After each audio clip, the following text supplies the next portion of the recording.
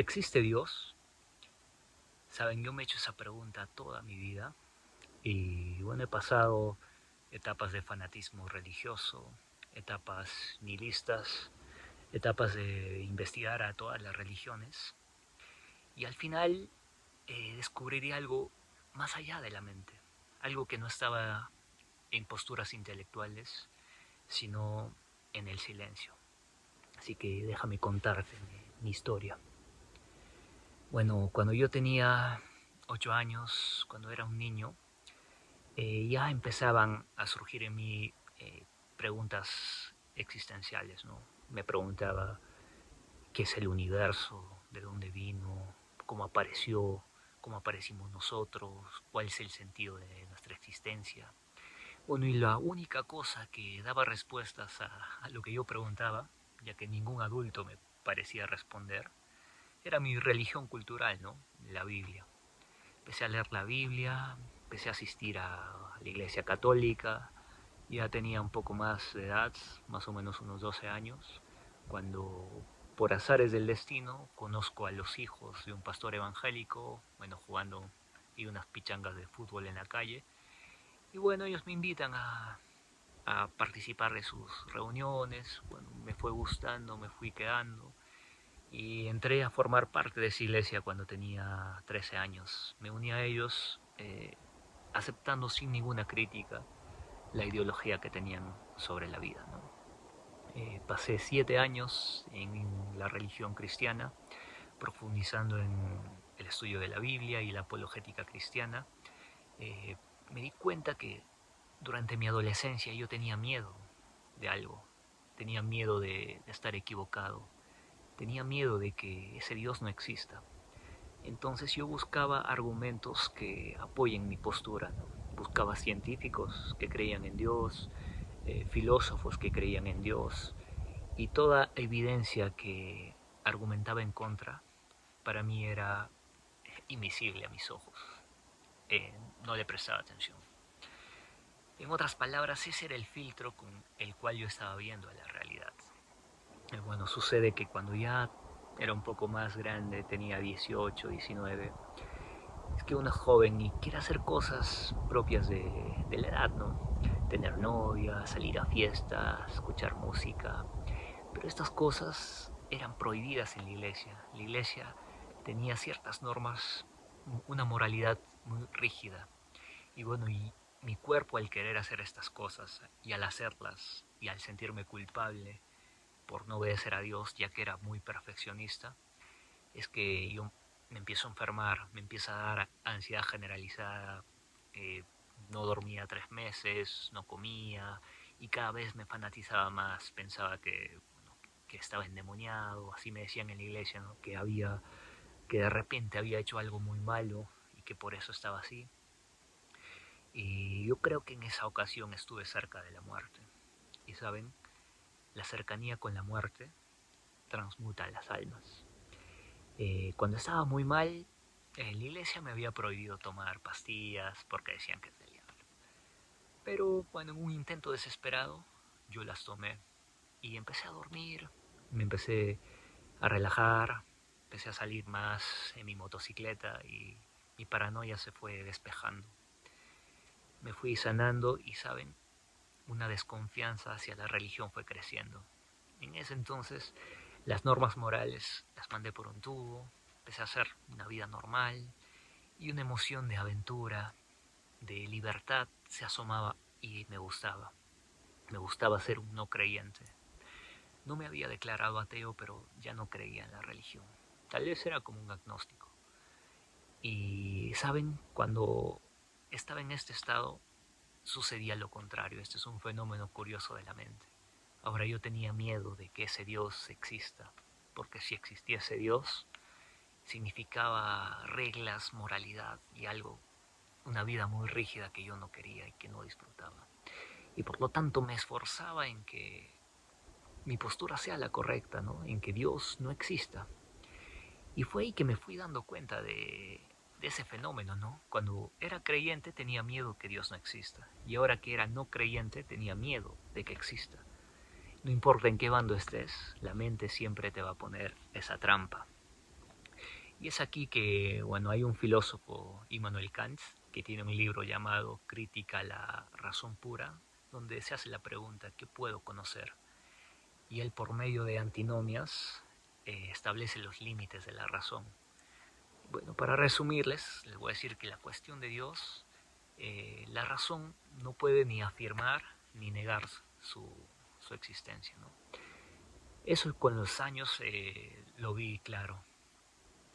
Pero justamente en ese entonces también me puse a estudiar mi religión desde un punto de vista sociológico, histórico. Yo quería entender mi cristianismo, yo tenía que estudiar al judaísmo, porque el cristianismo nace del judaísmo, ¿no? Bueno, primero, para resumirles, el judaísmo se divide en dos, preexílico y postexílico. Antes del exilio de Babilonia, su cosmogonía, que significa la manera en que veían el mundo, era algo muy básico. Ellos no creían en la vida más allá de la muerte. El bien y el mal venían de Dios, de Yahvé. La salud, la enfermedad de Yahvé. Y todo acababa en el Seol. Y bueno, solamente tenían su Pentateuco, los 5 primeros libros de la Biblia. Luego son exiliados a Babilonia. Y justamente ahí en Babilonia también eran exiliados otra religión persa, ¿no? Los zoroastrismo se llama esta religión, que ellos sí tenían una cosmogonía más elaborada, sí creían en la vida más allá de la muerte, en el bien y el mal, y es que ellos pasan 50 años en contacto con otras religiones y bueno, se empiezan a influenciar y empiezan a desarrollar su cosmogonía un poco más compleja, ¿no? Y empiezan a creer en el bien y el mal, en la vida más allá de la muerte, y se va gestando la idea de Satanás, que antes no existía, antes del exilio. Después del exilio ya empieza a tomar forma. Y bueno, así como el cristianismo de hoy en día, bueno, hay muchas variantes, ¿no? Protestantes, adventistas, evangélicos, católicos, igual era el judaísmo en el momento en que nace Jesús, ¿no? Jesús nace en un judaísmo muy disgregado, había fariseos, saduceos, celotes, esenios, y bueno, cuando nace Jesús, el judaísmo era disgregado, estaba bajo el dominio del Imperio Romano y en un contexto cultural del helenismo.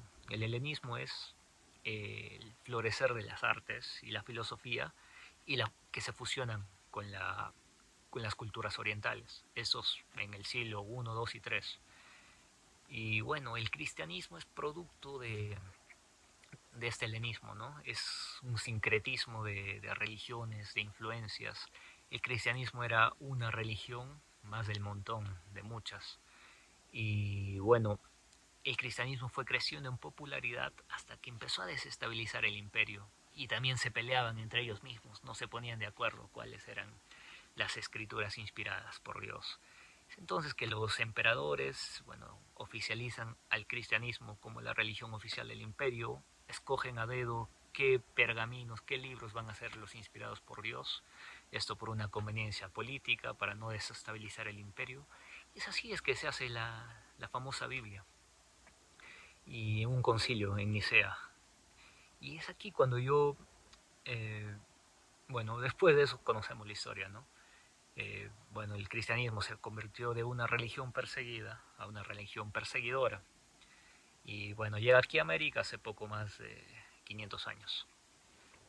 Bueno, cuando yo digiero todo esto, digo, me pregunté, ¿cómo pude poner una fe ciega en algo tan manoseado, hecho por tantos hombres, por tantas mentes, por tantas culturas?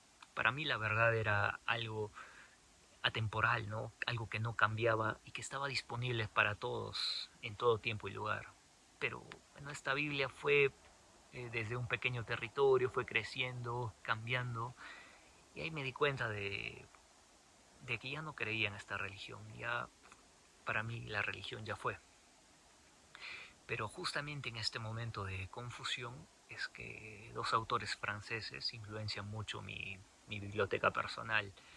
Uno se llamaba Frédéric Lenoir y el otro André Comte-Sponvich. Y tenían, bueno, cada uno un libro, ¿no? El primero de Lenoir se llamaba Dios y de Comte-Sponvich El alma del ateísmo. Aparentemente son contradictorios, pero si tú los lees vas a encontrar que hablan de algo en común. Bueno, es aquí cuando yo me empiezo a acercar a la filosofía de Spinoza, también a los místicos orientales, y fui comprendiendo cosas. Eh, Cuando yo era niño, bueno, adolescente, siempre me gustaba perderme en los bosques, en la naturaleza, y yo tenía experiencias que no sabía cómo categorizar con las palabras. Me sentía uno con el universo, me sentía en paz. Era un sentimiento místico que en un inicio yo asocié a la religión cristiana, pero luego me fui dando cuenta de que no era solamente en la religión cristiana, también se producía en otras religiones y en ambientes fuera de ella, no importaba, era irrelevante la religión. Y me fui dando cuenta de que ese misterio que llamamos Dios no tiene nada que ver con religiones, filosofías o con mente, con cosas intelectuales, con querer atrapar a ese misterio con la mente.